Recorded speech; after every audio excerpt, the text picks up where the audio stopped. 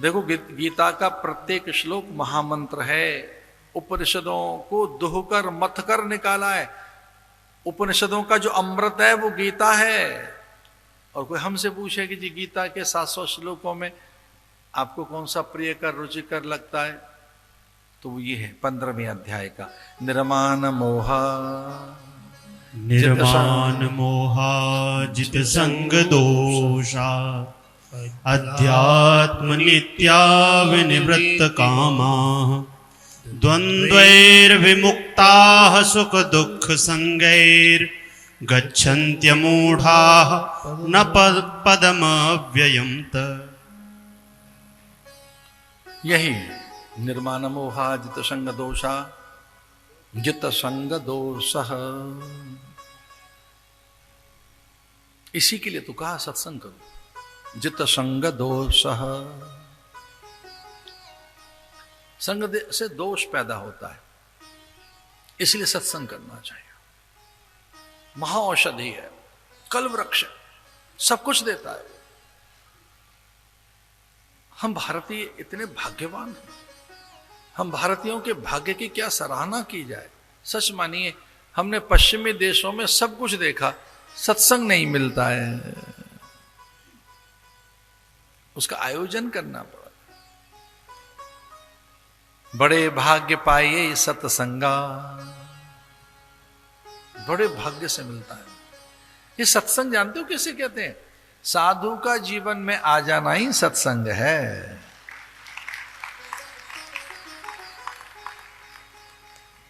मुद मंगल में संत समाजू, जो जग जंगम तीर्थ राजू। इसके लिए तो भगवत्पाद भाष्यकार भगवान शंकराचार्य बड़ी अनोखी बात कहते हैं। प्रकरण ग्रंथों में, भगवान के ग्रंथों में प्राय अंतिम विवेक चूड़ामणि माना जाता है। और उसमें भगवान कहते हैं सत्संगत्वेन निसंगत्वम, निसंगत्वे निर्मोहत्वम, निर्मोहत्वे निश्चल तत्वम, निश्चल तत्वे जीवन मुक्ति। अगर अपना भाग्य संवारना हो, आपने दुख दूर करने हो, जीवन में सफलता की प्राप्ति करनी हो, सकल सिद्धियां आप चाहते हो, इहलोक और परलोक, इहलोक और परलोक दोनों में सिद्धि चाहते हैं, एक ही काम करो, सत्संग में आ जाइए। एक ही काम करिए, सत्संग में आ जाइए। सत्संग में जाइए, विचार बदलेंगे, बुद्धि बदलेगी, रुचि बदलेगी, प्रकृति बदलेगी, मूढ़ मान्यताएं बिटेंगी, पूर्वाग्रह शिथिल होंगे और सत्य का आकर्षण आप में पैदा होगा। इसे सत्संग करिए, बड़े भाग्य पाइए सत्संग। वो ऐसे ही नहीं मिलेगा। जन्म जन्मांतरेर भवेत सिद्धि, ऐसा लिखा है शास्त्रों में। कई जन्मों की सिद्धि का फल सत्संग है। दशरथ ने कहा 2 कुमार चाहिए मुझे, राम लखन चाहिए। दशरथ का यह साहस नहीं है ये पूछने का कि कब लौटोगे। अब ले तो जा रहे हैं हमारे बच्चों को, वापस कब आएंगे ये, अब लौटेंगे कब, नहीं है साहस पूछने का। क्योंकि संत के साथ जा रहे हैं, अब वो मांगल्य ही होगा। हरि भक्तों का संग, महापुरुषों का संग कल्याणकारक होता है। इसलिए अब राम भी नहीं पूछ रहे हैं कि गुरुदेव वो ताड़िका का तो तारण हो गया, ताड़िका और ये मारीच को ही मैंने रावण के पास भेज दिया। अब वो ये नहीं कह रहे हैं कि अब क्या करें, अब कब लौटें। तो किंतु परंतु ये सब समर्पित हो जाने के बाद खो जाना चाहिए। समर्पित साधक वो जिसका किंतु परंतु चला गया। अगर मगर से निकलिए, अलग हो जाइए, इफ बट मत लगाइए। हमें जब हमारे विद्या गुरु मिले तो उन्होंने कहा कि ये 5 बातें हैं, इनको धारण करना है। और फर्स्ट मीटिंग थी हमारी, फर्स्ट मीटिंग। बस वो मिले और उन्होंने कुछ कहा और दिशा बदल गई। उन्होंने कहा कब, कौन, कहां, कैसे और क्या, ये मत पूछना। कब, कौन, कहां, कैसे और क्या, ये मत पूछना। ये मैं जानता हूं कि कब बताना है, कैसे बताना है, क्या बताना है, कहां बताना है और उसका क्या फल मिलेगा, ये मुझे पता है। ये सच है कि हम तो नहीं जानते गुरु हमारा कैसा हो, उसे जानना बड़ा कठिन है, उसे पहचानना। कुछ लोग कहते तो हैं गुरु करो पहचान के, पानी पियो छान के। चलो पानी तो छान के पी लें, सोने को तो कसौटी पे कस लें, पर इतने ज्ञानी हम कैसे हैं कि गुरु को पहचान लें? तो इस पे हमारे गुरुदेव कहते थे, और महापुरुषों का भी कहना है कि गुरु ही ऐसा ज्ञान देता है कि वो आपको अपनी पहचान करा देता है।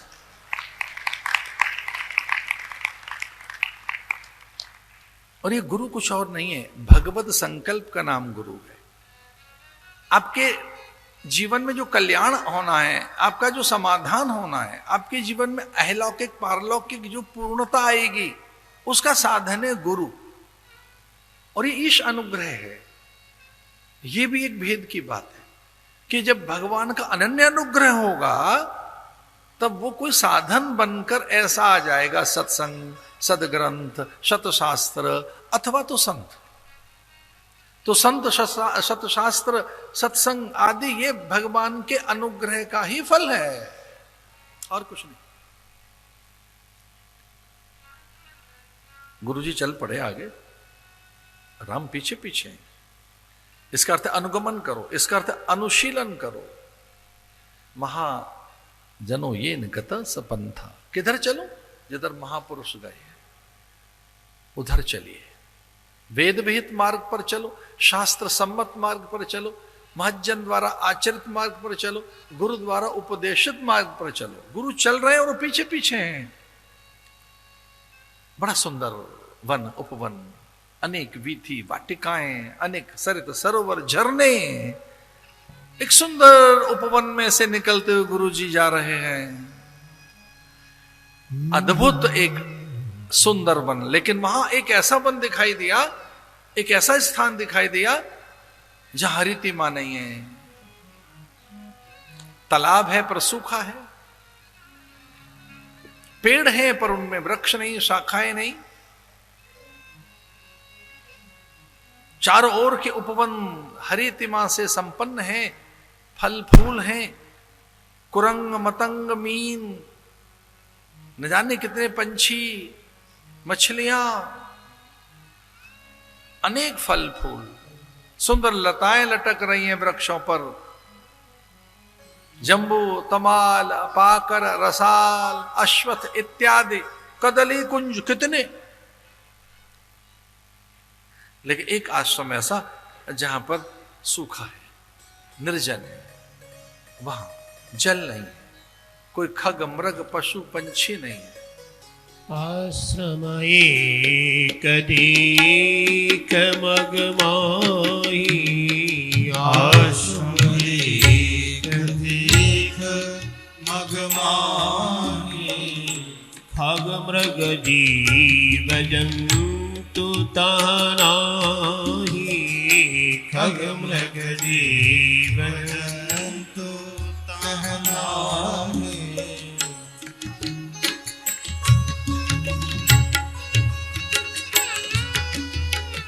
पूछा मुनि शिला प्रभु देखी, पूछा मुनि शिला प्रभु देखी, सकल कथा मुनि कही विषेखी।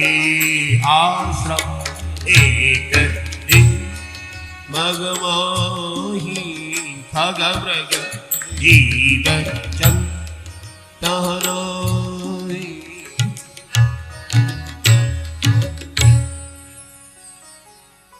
ऋषि आश्रम सी कोई पुण्य थली, पर आज लगे उजड़ी उजड़ी।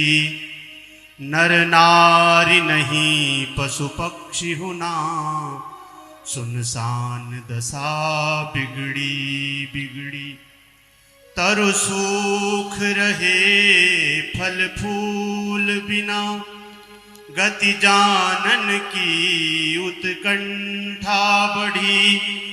कहिए गुरुदेव कृपा करके, यह कैसी सिला मगमाही पड़ी।